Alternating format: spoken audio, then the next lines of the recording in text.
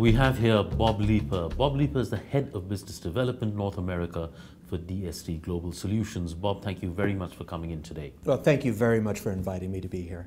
Bob, could you give us a little bit more about your role within DST Global Solutions? What are the areas that you're focusing on personally?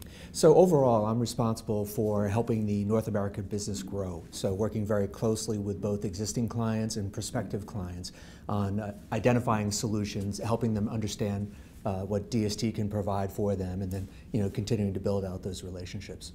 With your experience of dealing with numerous clients, what would you say are their biggest challenges in 2014? Yes, certainly. I think that's a great question. With DST Innova, we're focused on the investment data management and performance space, so the entire topic at TSAM is right in our wheelhouse. I'd really summarize it in three different areas: transparency, operational efficiency, and client service. And we're seeing that across the board. So transparency is about being able to pull information together across multiple systems, across complex asset classes, to really understand what your exposure is, to help meet regulatory requirements. It could be everything from FATCA to Dodd-Frank to Solvency II or AIMFIT. So there are a lot of firms that are focusing on solving that particular business problem because it creates a real challenge within their organizations as well. Operational efficiency is all about automation and management by exception, so that teams can really focus their day-to-day activities on answering business problems and not double-checking to make sure information is accurate.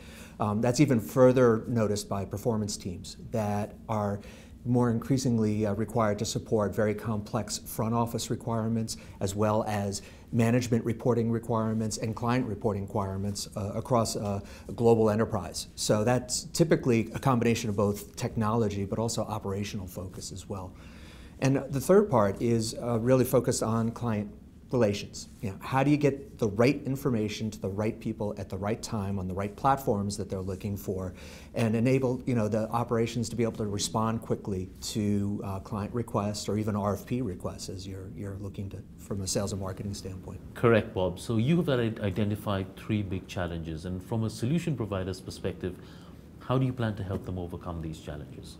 Well, the Innova Investment Data Management Analytics Platform is targeting those particular areas. So we help organizations aggregate information from those multiple systems, again, supporting the very complex asset classes, so they can get a look-through, as an example, to understand what their total exposure is to an issuer, no matter how the funds are structured. We can help them from that standpoint.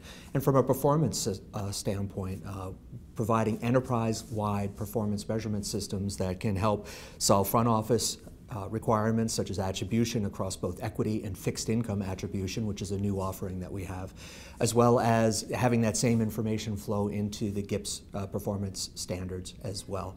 And the key to it is integrating data visualization into that whole process so that everyone has a clear understanding of exactly what data occurred at what time, and giving them flexibility to be able to customize the views of the information from both helping to automate the operations but also delivering that information to internal and external business users. Again, with your experience of dealing with these clients over all these years and seeing the evolving landscape, how do you expect the client and vendor relationship to evolve over the next 5 years? Well, it's a great question, asking over the next 5 years, because it's already evolved drastically over the last 3. I think what our traditional consumers, that we would work with, operations and technology people at investment management and wealth management firms, what they're seeing is that they're being driven by both their internal clients and external clients to provide more richer, deeper information, quicker, and at a lower cost. And they sound like they're very mutually exclusive trends, but they actually, come together very clearly. And one of our striving goals, working with our clients then, is to make sure that we can deliver solutions that solve these business problems as quickly as possible, without major implementation overhead, without major deployment, and allow them flexibility to be responsive to their internal and external client needs. And as we continue working with our clients over time, taking a lot of those lessons learned and insights that we get from our clients and continuing to build that out into the product so that we continue continue to build those very tight relationships with our clients over time. Touching on transparency, there's a lot of talk about IBOR in the buy-side space. Why do you think this is? And quite importantly, when and if do you think this is going to really take off? Certainly. I think IBOR is one particular flavor of data aggregation, and there are multiple different flavors, and a lot depends on the particular needs of a business. So one flavor of aggregation is consolidating information, aggregating information at an end-of-day basis, but at least allowing the business to be able to get an idea on what their exposure looks like and ensure the accuracy of that information from a reporting standpoint. Some firms are going the next step, which is really the investment book of record, or IBOR, which is looking at intraday views of that data, near real time, as trades are being proposed and trades are being executed within the organization across multiple business lines or multiple asset classes, being able to pull that information together to help support the front office, so portfolio managers can make more informed decisions, but also other business needs such as exposure reporting across the organization, or even post-trade compliance checks as well. You know, firms may be using one system for equity, one for fixed income. How do you pull it together and ensure that you're hitting your mandates and overall risk tolerance across the organization? So, you know, it's not every firm that's going down that path, but there are certainly larger, more complex organizations where that's a very large driving goal of theirs. Bob, that was most informative. Thank you so much for coming by today. Do you have any closing thoughts?